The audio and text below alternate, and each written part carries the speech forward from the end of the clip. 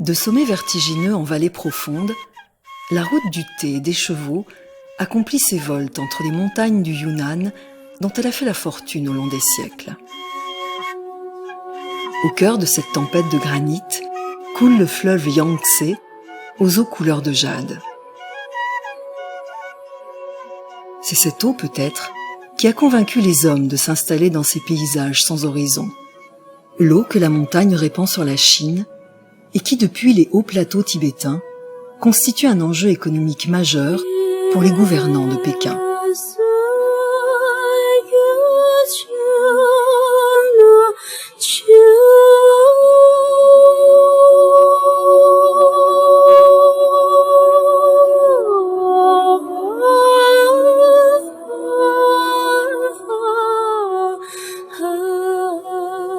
C'est là, blotti dans le secret des signes qui annoncent l'Himalaya, que le plus grand nombre des minorités ethniques non chinoises ont pu traverser les siècles en conservant leur identité et leur culture.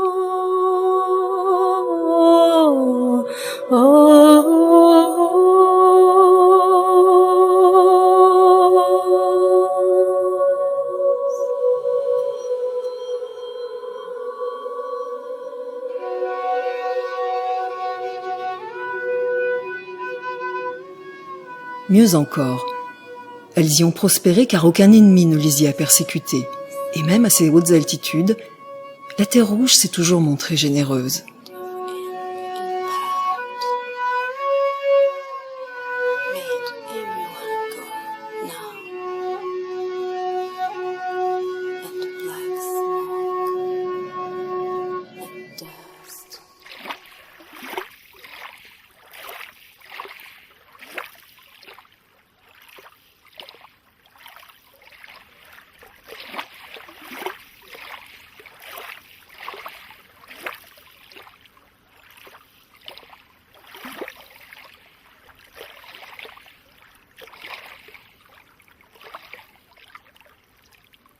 Lorsque le soleil parvient enfin à franchir ses crêtes, les amants du lac Lougou, eux, doivent se séparer.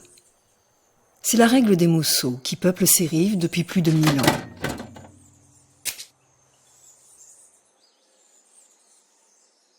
Ils ne pourront se retrouver qu'après le coucher du soleil, car ici, le mariage n'existe pas. Ou plutôt, pas comme le monde le conçoit partout ailleurs. C'est la coutume que les montagnes transmettent en héritage à ce peuple de 30 000 âmes qui forme l'une des toutes dernières sociétés dans laquelle les hommes vivent chez leur mère en compagnie de leurs frères et sœurs. Une société matriarcale et matrilinéaire dans laquelle ce sont les femmes qui transmettent leur nom aux enfants. Sheng est né au bord du lac Lougou. Il y a quelques décennies encore, aucune route digne de ce nom ne parvenait jusqu'à ces rives tranquilles. Et les Mosso pouvaient sans contrainte vivre cet amour qu'ils ont baptisé il y a longtemps le mariage de passage. Parfaitement adapté au mode de vie des hommes qui s'absentaient des semaines durant pour convoyer les chevaux qu'ils élevaient jusqu'aux vallées du sud où ils pouvaient à leur tour se ravitailler en sel, en thé et en riz, les 3 denrées essentielles que le lac n'a jamais été en mesure de fournir.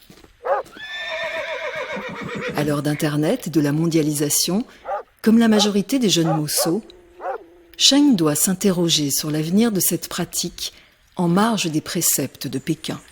摩梭人的习俗来说嘛，我们要走很好一点，因为我们彼此不在一个地方，然后我们作为摩梭人，好像走很就好像一个整一辈子都好像在谈恋爱。因为走婚跟结婚的话来说的话呢，因为彼此2个人不在一起，然后我在我自己家里面跟我家里面父母亲生活在一起，跟兄弟姊妹在一起，然后为了我们这个生活的这个家庭的这个感情和自己的母亲在一起。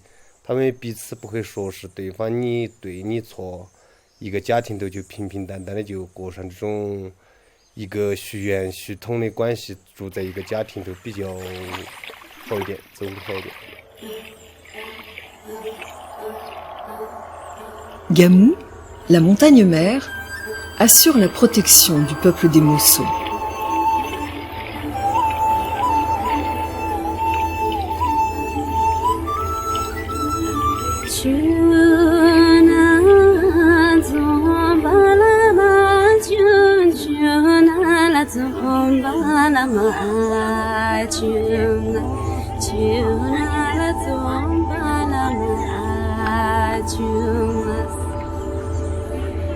Chez les Mosso, les femmes sont bien plus que des maîtresses.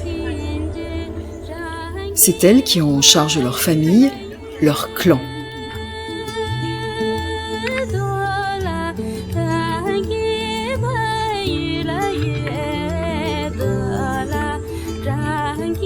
La plus âgée de chaque clan, la Dabou, veille sur tout.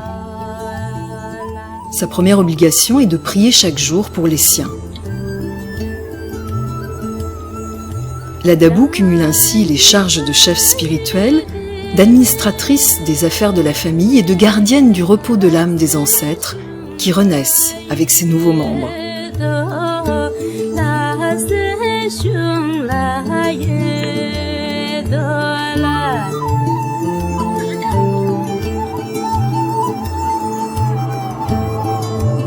Chez les Mosso, le même sang coule ainsi dans les veines des membres du clan depuis la nuit des temps.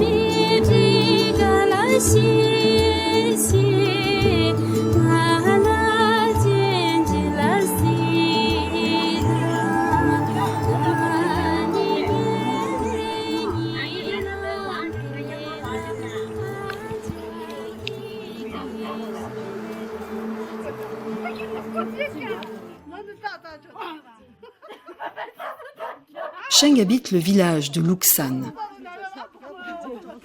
Sa maison clan abrite son frère Yam et leurs 5 sœurs.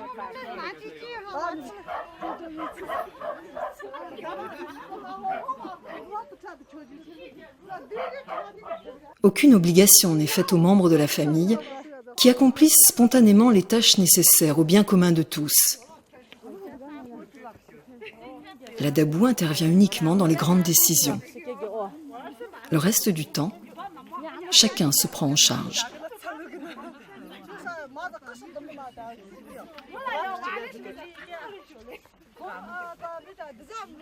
Le peuple Mosso est très dépendant du bois. À 2700 mètres d'altitude, le lac Lougou réserve un climat rigoureux qui impose un chauffage permanent de la maison clan, même en été. Lorsque les chevaux sont occupés à d'autres tâches, c'est à pied qu'il faut gravir les collines sur lesquelles le bois se fait de plus en plus rare et oblige à monter toujours plus haut pour sa récolte.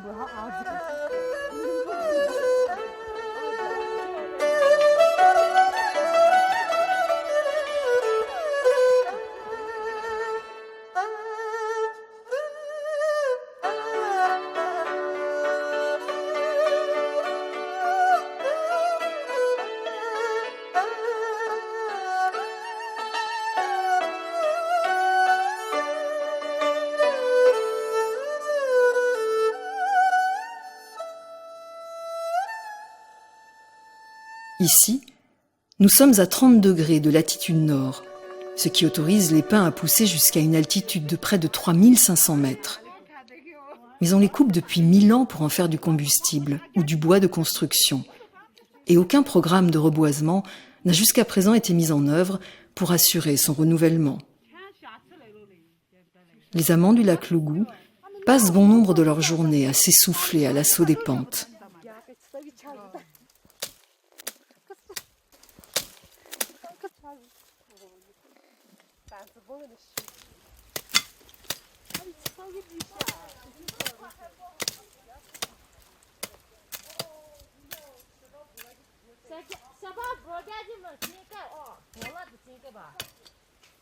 Les femmes occupent le centre de l'organisation sociale des Mosso et depuis l'enfance, elles passent la majeure partie de leur temps entre sœurs. Les querelles sont rares Et l'amour qui lie les membres de la fratrie est tel qu'aucun autre ne saurait le remplacer. C'est parce qu'ils savent si bien aimer que les amants du lac Lougou ne ressentent pas le besoin de vivre ensemble.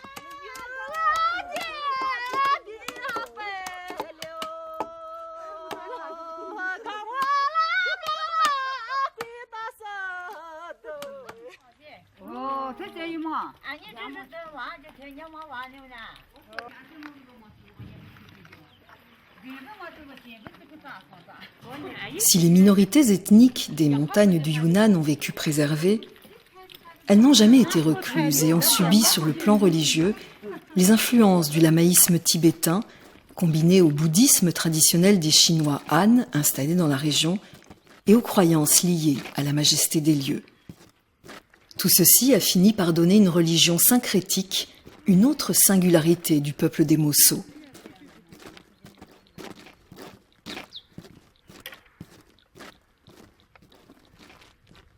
Chaque matin, guidés par le doyen du village, les Dabous tournent autour de la stupa, ornée des symboles de tous ces héritages.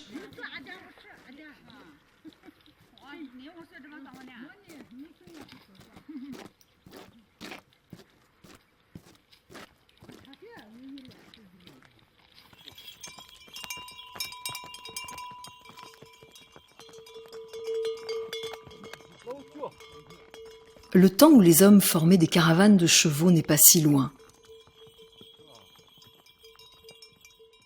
La route du thé et des chevaux existe encore. Elle traverse une grande partie des montagnes du Yunnan et joint le Tibet aux plaines du Yangtze qui coule ensuite jusqu'à Shanghai.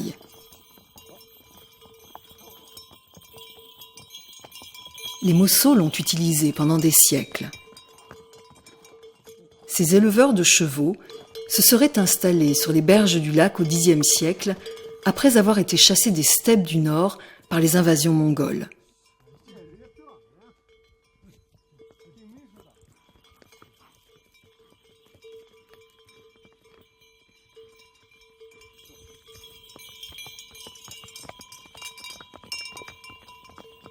Il n'existe pas d'écrit pour attester de cette théorie, mais les similitudes que possède le petit cheval de Dali avec celui qui peuple la steppe suffit à en avoir la certitude. Les Mosso sont bien les descendants des peuples du Nord.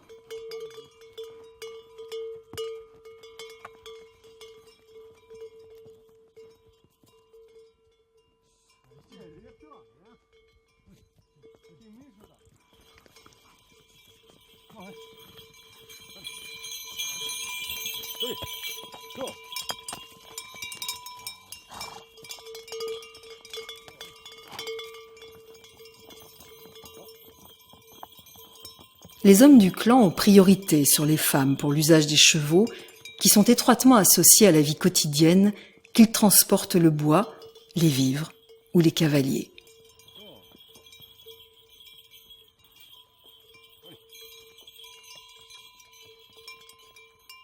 Le lac est certes généreux, mais il faut aller dans la montagne pour trouver un grand nombre de plantes médicinales ou possédant un pouvoir religieux, notamment celles qui seront utilisées dans quelques jours pour la cérémonie célébrant le passage à l'âge adulte de l'une des nièces de Sheng.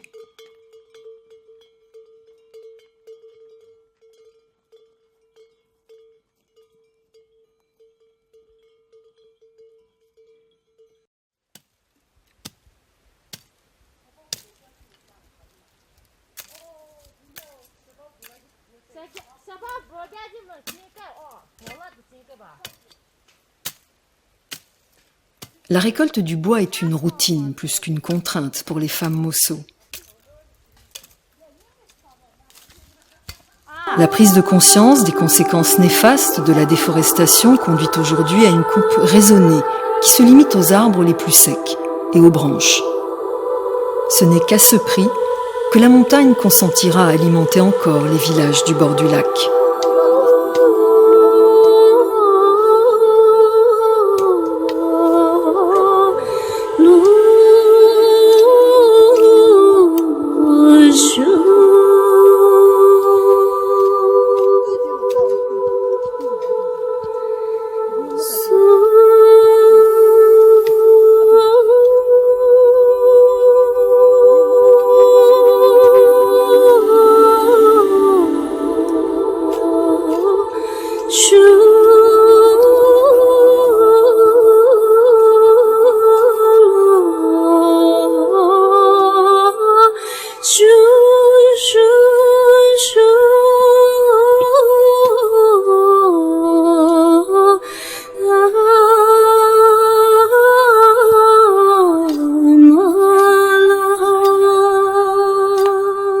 Le débat au sujet du mariage de passage divise aujourd'hui la communauté mosso. La tradition fond sur les campus des universités que les plus jeunes rejoignent ou sur les trottoirs des grandes villes. Dans le berceau que constituent ces rivages, par contre, elle demeure vivace et peu d'hommes et de femmes la remettent en cause. Pour les sœurs de Sheng, le destin est ainsi tracé. Elles partageront une grande partie de leur jour et leur toit. On ne coupe pas les racines de la plante, ni les doigts de la main, dit-on chez les Mosso.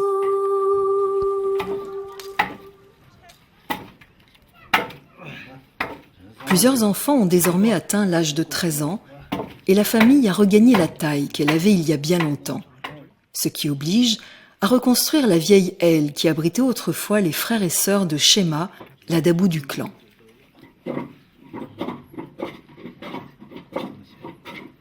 Yam, le frère aîné, supervise les travaux. Chacune des pièces de bois est façonnée à la main. Les maisons clans des Mosso sont ainsi les mêmes, depuis toujours. Le seul luxe que Yam s'autorise est un niveau supplémentaire imposé par le nombre d'enfants actuels. Un jour, lorsqu'ils seront trop nombreux, il faudra que le clan se scinde et une ou plusieurs des sœurs bâtiront leur maison clan et deviendront à leur tour dabou de leur propre descendance. Bima le sait. Elle est la plus jeune des sœurs et n'a pas encore d'enfant. Pour elle, il n'est pas question d'envisager autre chose que le mariage de passage. 像我这种传统的摩梭女娃，我觉得我一定会选择走婚。走婚，因为我觉得主要的一点，你可以跟自己的妈妈在一起，跟自己的妈妈在一起，而且走婚是主要是他不靠男人生活。像走婚这种习俗了嘛，他两个人之间只是纯粹的感情来维持起来呢。他虽然不受法律的约束，但是他受道德的约束，所以而且他还可以跟自己的母亲在一起生产生活劳动。所以走婚的话，只是对你更多的来充分一下自己的生活而已。我觉得在大家庭里面走婚是最适合的。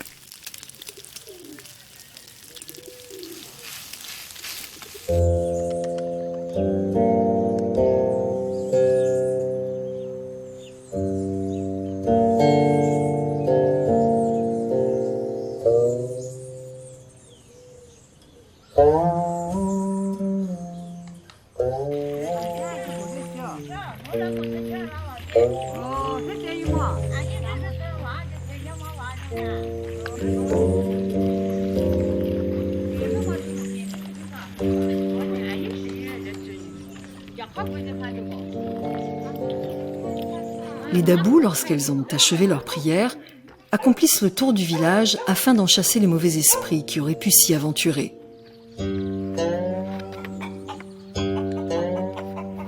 Les amants du lac Lougou peuvent dormir tranquilles. Ils sont sous haute protection.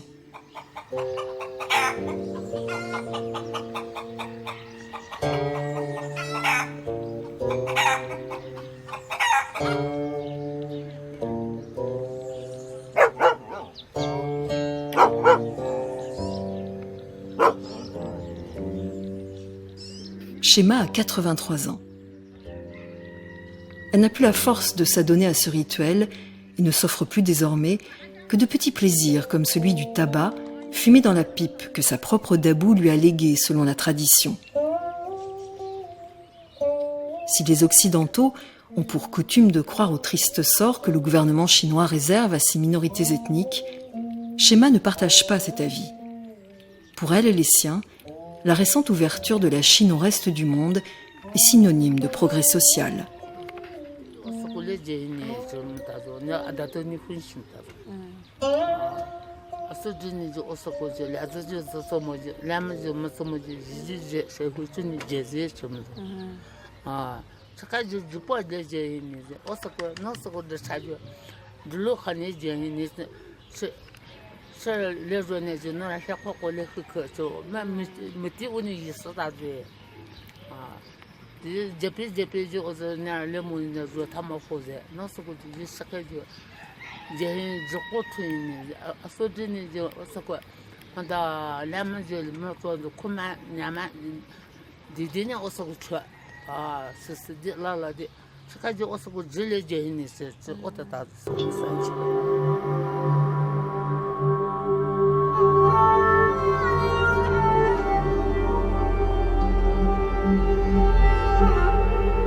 Si une chose n'a jamais changé dans la société matriarcale des Mosso, ce sont bien les valeurs de la famille qui demeurent son fondement et sa clé de voûte.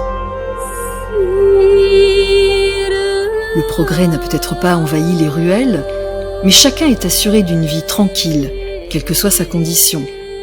Et chacun sait que la vieillesse est chargée du respect qu'on lui refuse dans bien d'autres lieux.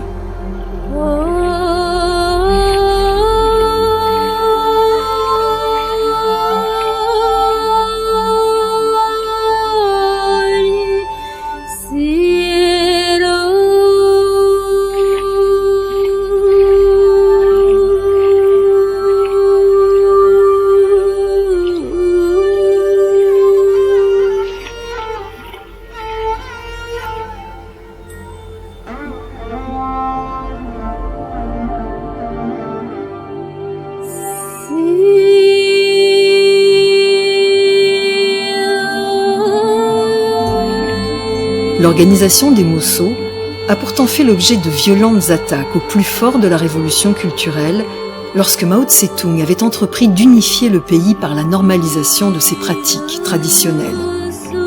Aujourd'hui, au hasard d'une plage ou d'un sentier, il arrive de croiser un couple d'anciens amants que le gouvernement de l'époque avait forcé au mariage, provoquant parfois le suicide de ses opposants les plus radicaux.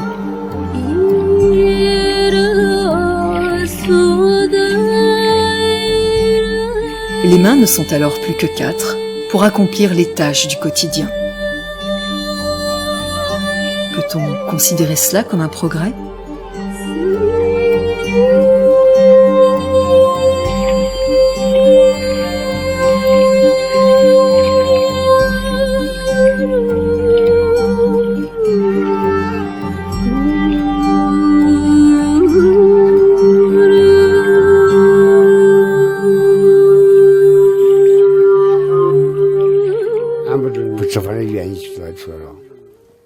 后面完了嘛，西巴克不走了就入巴路就是，入巴头呢，今年呢不路河，一路河，今年就，我就是那在路上嘛子，今年的合作，这个就发觉，那我现在就发觉，说入巴头呀，就是这些。好嘛子，一年没吃，为啥子？是这，你就得调查做些，调查很就是把头一就真正啊没有饿死他，每天就是鼓吹一块大鱼肉，说他一笼火，吃了以后嘛就吃，他就吃饱了，家人们欢迎他是不吃饭的愿意出来了。到后面完了嘛，发现了以后完了，村子里面全部动员以后嘛，就是9家牛呢拖了个大鱼，拖出来以后呢，让我出那个编这个泸沽湖这个海子，海子编了以后嘛，就是竹草船人，这个是我们围住了个老门儿，那个是没颜色，那围住那个的那个边条的那个竹草那个这样画出，画了，它就没颜色。那最后呢，编这个故事，就是会叫是竹草船，啊。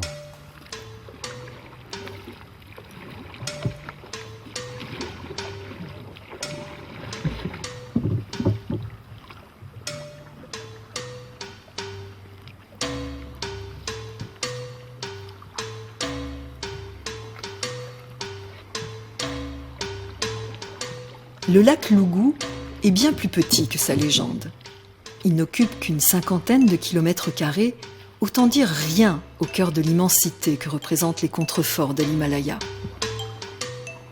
Pourtant, il est connu dans toute la Chine et on se déplace parfois de très loin pour avoir le privilège de le contempler.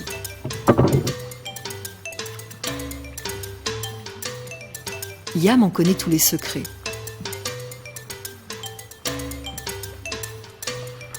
Comme tous les Mosso, il passe sans aucune difficulté de son cheval à sa barque et la pêche constitue une base importante de l'alimentation de la famille.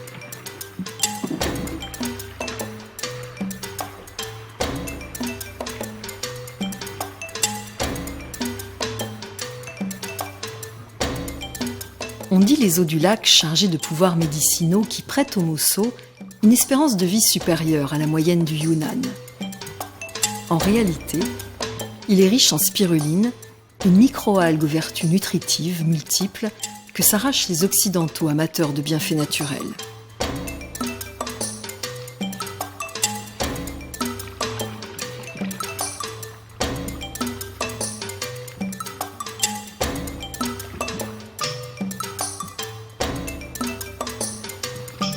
L'usage des moteurs est interdit afin de limiter la pollution et les bateaux mangeoires se lèguent de génération en génération.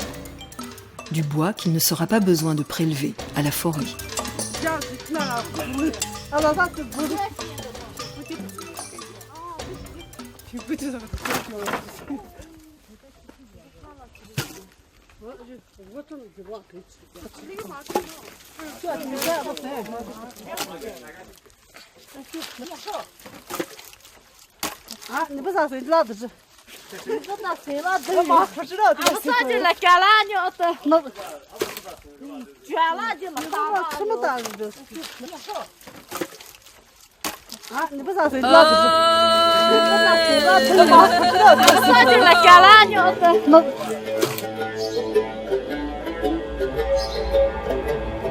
La maison se prépare à l'un des événements majeurs dans la vie du clan. Dans quelques jours, Sadabushi, l'une des nièces de Sheng, aura 13 ans.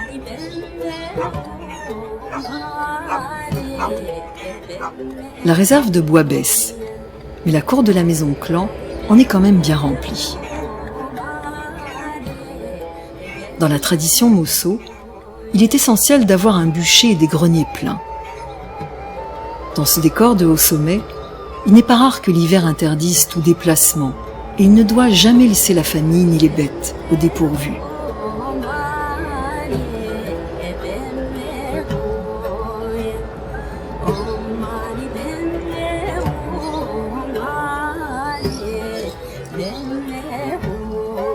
La maison de Shema a près de 200 ans.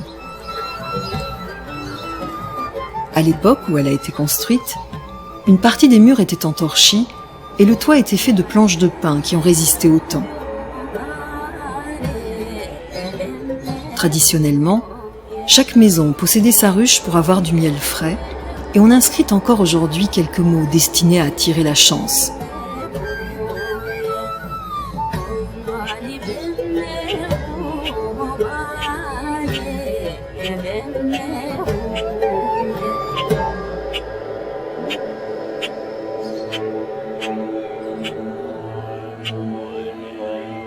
L'intérieur n'a pas non plus changé.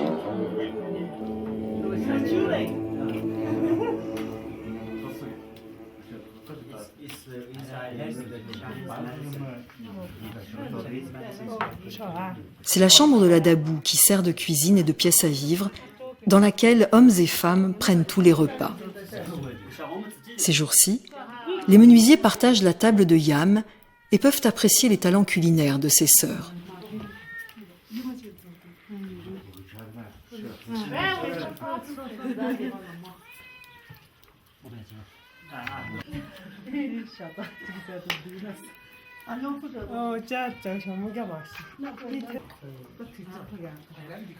Shema, elle, n'a pas oublié que la Chine d'avant était bien moins généreuse.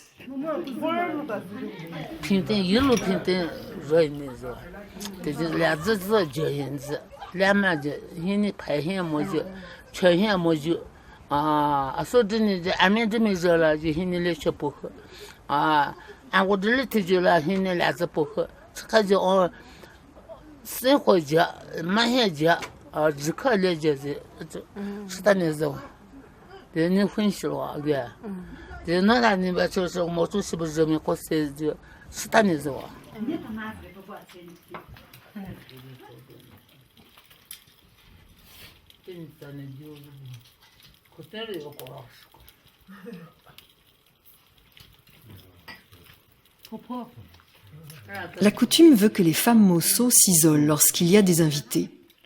Mais ceci ne traduit aucun sectarisme. La chambre est celle de la Dabou, et toute autre personne lui doit le respect, sans distinction de sexe.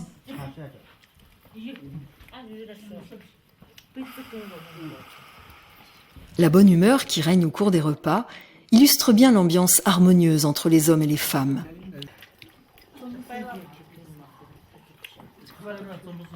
Les amants du lac Lougou ne jouent pas au plus fort.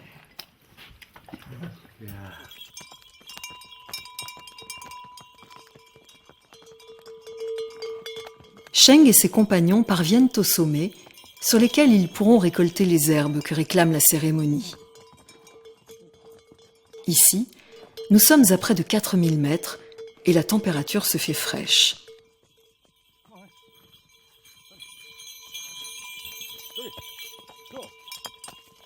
Les cimes sont aussi le territoire réservé des hommes. Qu'il s'agisse des antiques caravanes ou des tâches actuelles qui les y amènent, c'est le seul endroit où ils peuvent exprimer entre eux les dérives machistes qu'abrite le cœur de chaque homme, qu'il soit ou non le produit d'une société matriarcale. 因为女朋友这个跟我在一起的话是不可能的事情，因为我们主动权是在男方这一边，因为他缠我是不可能来到我家，因为我这才有主动权去晚上到他家去走婚，因为只有我才会犯他，他不会犯我们。也许可能，也许不可能，这个感情这东西也许说不清楚，因为摩梭人这种感情比较特殊，有点神秘。因为在我们摩梭人当中，有些时候我不敢保证他完全不变心，我也不敢保证我是完全能不背叛他，因为受到一些因素以后，人的心真的是男人，特别是男人了嘛，可能是会背后可能会菜板上的肉哪里有不吃那个。因为在我来说，是因为我不可能是代表整个摩梭人，因为我来说的话，只能代表我自己。因为我在大城市里面找到一个工作，可能是再好的工作，也可能接受不了这种让我失去家人，跟家人分开的那种概念去过生活。因为我这个大家庭的话，过起来好像是一种和谐的一个大家庭。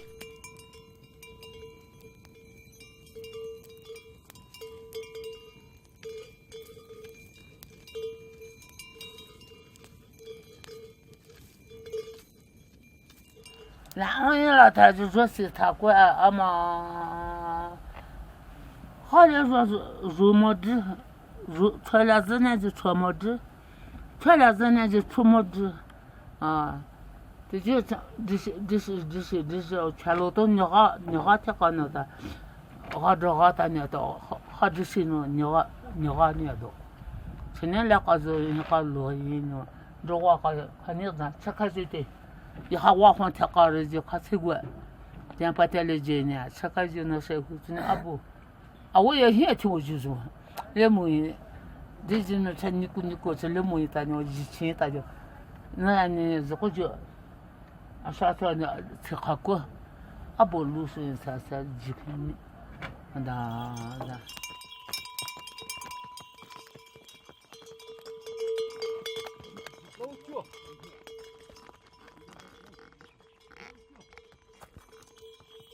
Dans la montagne qui surplombe le lac Lougou, l'hiver n'abandonne jamais vraiment les lieux.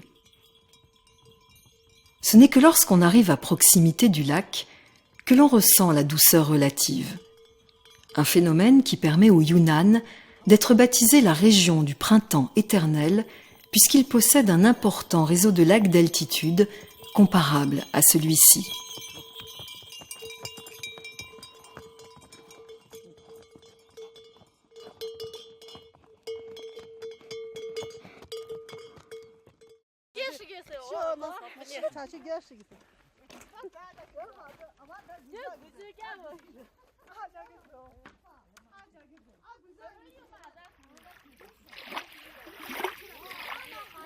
Yunnan signifie littéralement « au sud des nuages ».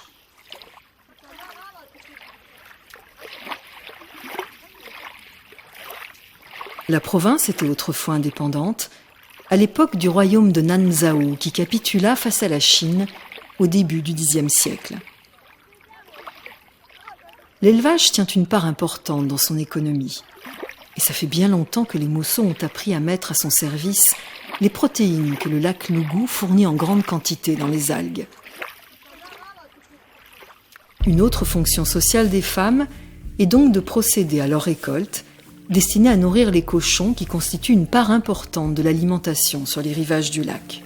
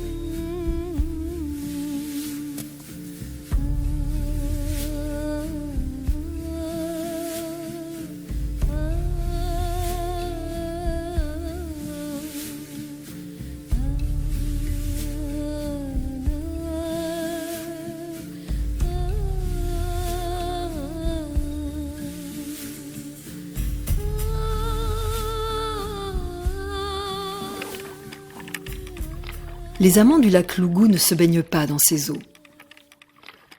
Leur température dépasse rarement 12 ou 13 degrés. Et depuis quelques années, avec le développement du tourisme et la construction d'hôtels autour du lac, faute de système d'assainissement, la qualité de l'eau est dangereusement altérée.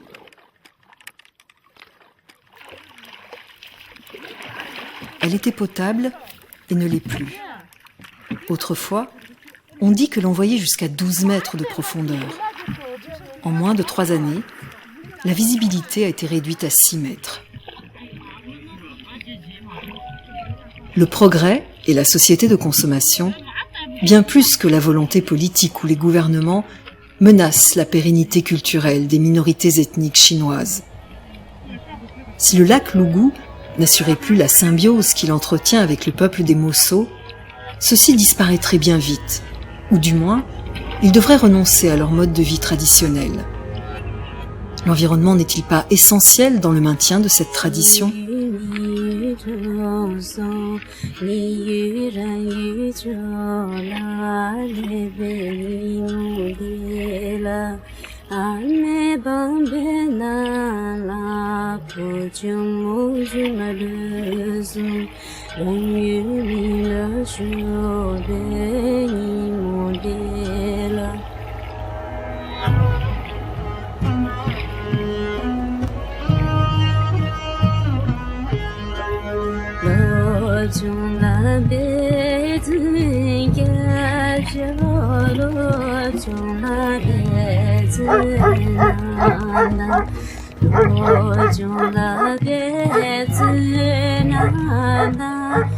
Après quelques jours d'absence dont il est coutumier, Sheng rentre à Lushan.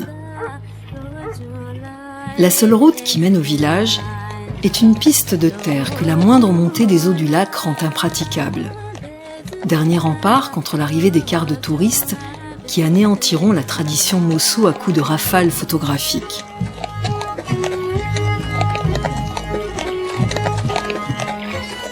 Pour l'heure, comme tous les amants du lac Loubou, Sheng a la charge des enfants de ses sœurs.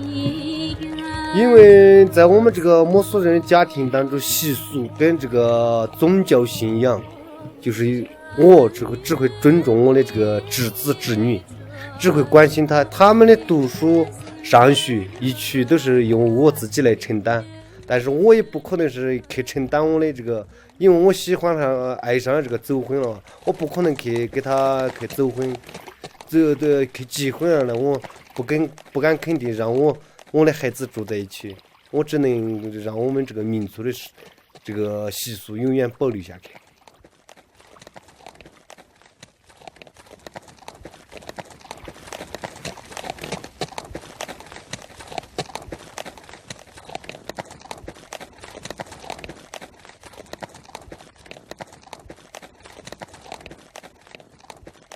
Les Mossos ne sont pas riches. Et le sentiment de possession n'existe pas plus à l'égard des biens matériels qu'à celui des hommes ou des femmes qui partagent leur amour le temps d'une nuit ou celui d'une vie. L'absence du sentiment de possession écarte la jalousie qui est considérée ici comme une émotion honteuse.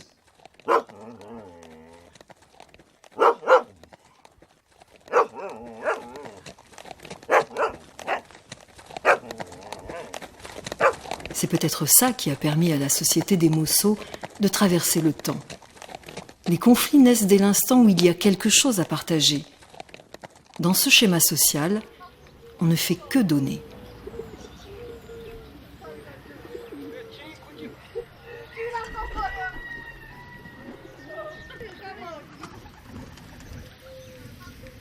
Les sœurs de Sheng ont accompli bien des tâches depuis son départ il y a quelques jours. Mais personne ne songera à lui reprocher quoi que ce soit. Les femmes Mossos se plaisent à dire que les hommes font bien de se reposer durant la journée, afin d'être plus valeureux lorsque la nuit tombe.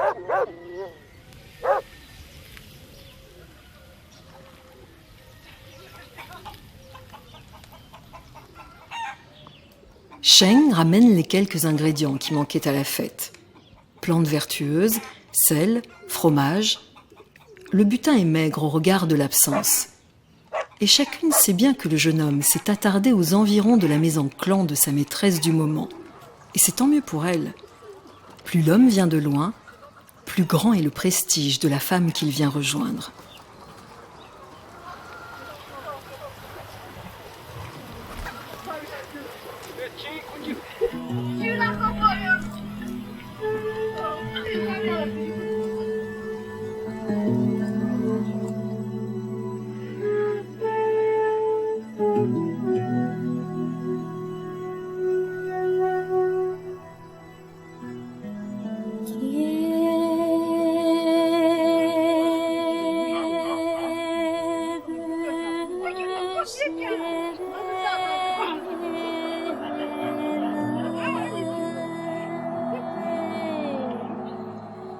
Les femmes ont longuement préparé la cérémonie de Sadabushi.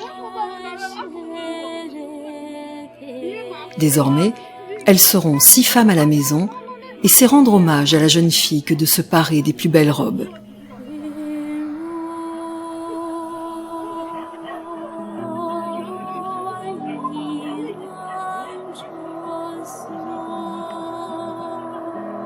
Shema doit rester couché et au calme, et c'est Dongzi, le fils de sa sœur, qui pratiquera le rituel et récitera les prières.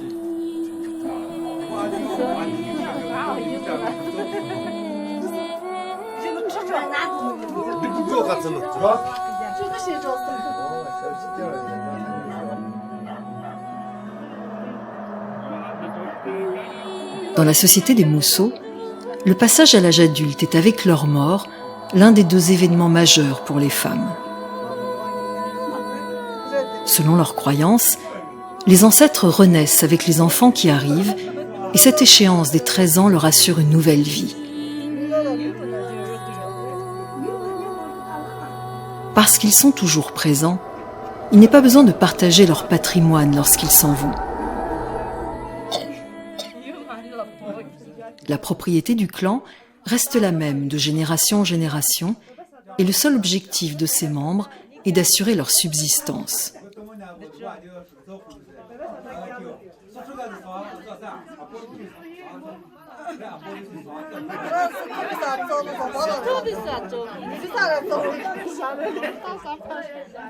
Lors de la cérémonie, comme à chaque repas, ce sont les ancêtres qui sont servis les premiers.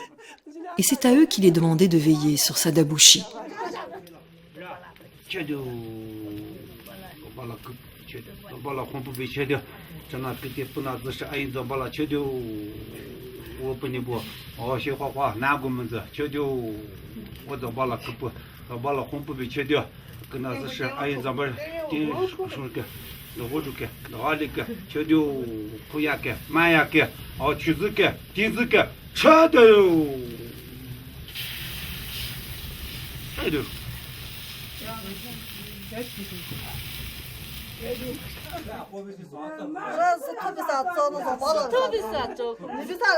Son pied posé sur le lard de cochon lui garantit la prospérité.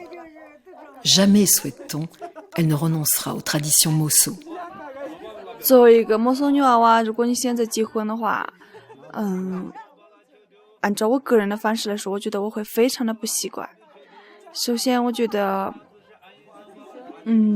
如果说我嫁得好的话，也许会过得比现在，咋个说呢？可能在物质上比这个丰富一点，但是我觉得精神上不会有现在那么幸福。还有，我觉得，因为我是从小就灌输那种摩梭的风俗文化，我觉得我从想都没有想过会去结婚。如果真的结婚的话嘛，咋个说呢？首先是不习惯，其次我觉得，而且是现家里面的祖母啊、妈妈那些都会非常的不同意。如果我真的是嫁出去那种的话嘛，像韩翠呀，一年回来几次探下亲啊那种啊，觉得两个人觉得跟母亲或者是祖母之间又有一定的距离了，好像陌生人一样，有隔阂了。我不喜欢这样，所以我觉得还是觉得走婚好。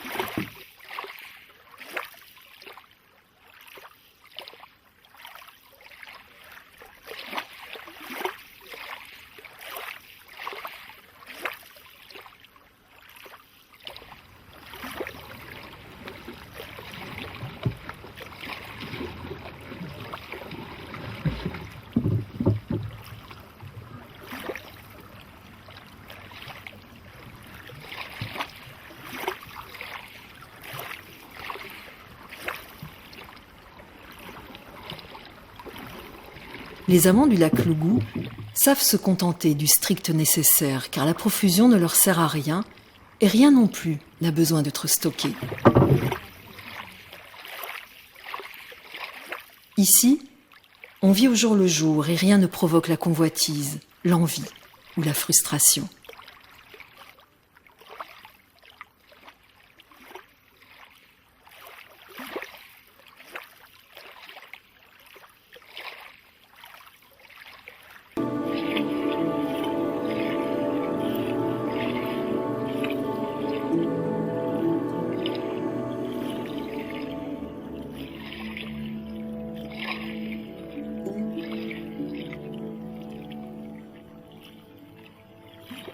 如果像以前一样公路都不通，像这种的话，我觉得我们的思想可能会比现在更单纯一些，比现在都单纯，真的也不会想其他的啥子。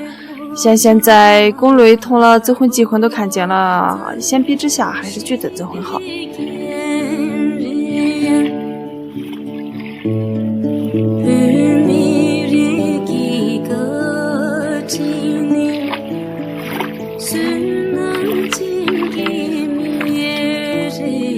如果说有个男朋友天天跟你在一起，你要去哪点做些什么事情都要跟你一一做回答，还要去问，还要征求他的意见，同不同意才能去做的话，我觉得特别的不爽，真的不舒服，一天的受起限制，一点自由都没有。现在走婚的话嘛，两个人之间只是感情嘛，其他什么都没有嘛。Les amants du lac Lougou, pourtant, lorsqu'ils ne sont plus des amants, songent peut-être au jour qu'il leur reste et que l'amour ne viendra plus adoucir.